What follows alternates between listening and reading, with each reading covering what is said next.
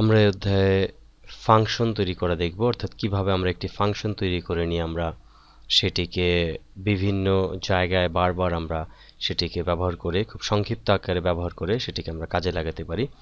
তো এই ফাংশনগুলোকে আমরা দেখব, এবং ফাংশন সাধারণত ব্যবহার করা হয় যদি একটি বড় সফটওয়্যারের মধ্যে যদি একটা নির্দিষ্ট কোনো কোডকে বারবার বিভিন্ন জায়গায় ব্যবহার করা হয়, সেই ক্ষেত্রে সেটিকে ফাংশন করে, সেই কোডটিকে ফাংশন করে তারপরে শুধুমাত্র সেই ফাংশনের নেমটি কল করে আমরা সরাসরি বিভিন্ন জায়গায় ব্যবহার করতে পারি।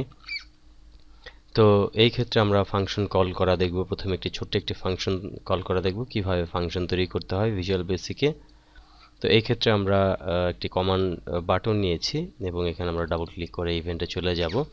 এবার ফাংশনটি সাধারণত তৈরি করতে হয় অর্থাৎ বাইরে, ইভেন্টের বাইরে, অর্থাৎ এটি একটি ইভেন্টের মধ্যেই তৈরি করতে হয়। একটি ফাংশন ইভেন্টের মতোই আর কি, কিন্তু এটি একটি ফাংশন। এই জন্য আমরা প্রাইভেট সাব, আমরা তারপরে প্রাইভেট সাবের পর আমরা ফাংশনটির নাম দিব, যে কোনো নাম দেব। এখানে ধরা যাক আমরা এম ফাংশন বা মাই ফাংশন, আমরা এখানে মাই ফাংশন দিতে পারি, মাই ফাংশন। ওকে, এবার এখানে জাস্ট আমরা ব্র্যাকেট ফার্স্ট এবং ক্লোজ দিয়ে আমরা এন্টার দিলে দেখব যে এন্ড সাব চলে আসছে। এবার এটির মাঝখানে আমরা যা টাইপ করব সেটি হচ্ছে ফাংশন। ধরা যাক আমরা একটি মেসেজ বক্স টাইপ করব, MSGBOX স্পেস, আমরা এখানে ধরা যাক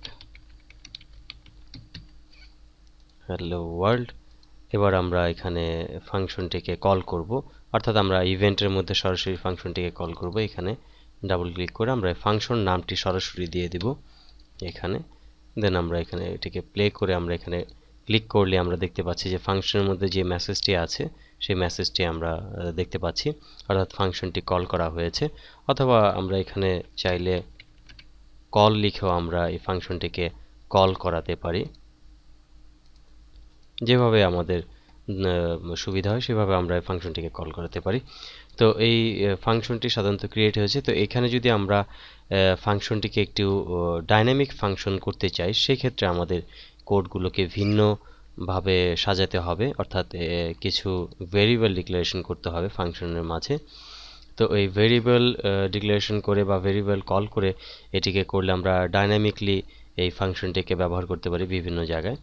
তো এই ডাইনামিক ফাংশনটি ব্যবহার করার জন্য আমরা পরবর্তী স্টেপে আমরা দেখব যে কিভাবে সেটি একটি বড় প্রজেক্ট, এবং সেটি আমরা দেখব কিভাবে ডাইনামিক একটি ফাংশন তৈরি করা যায়।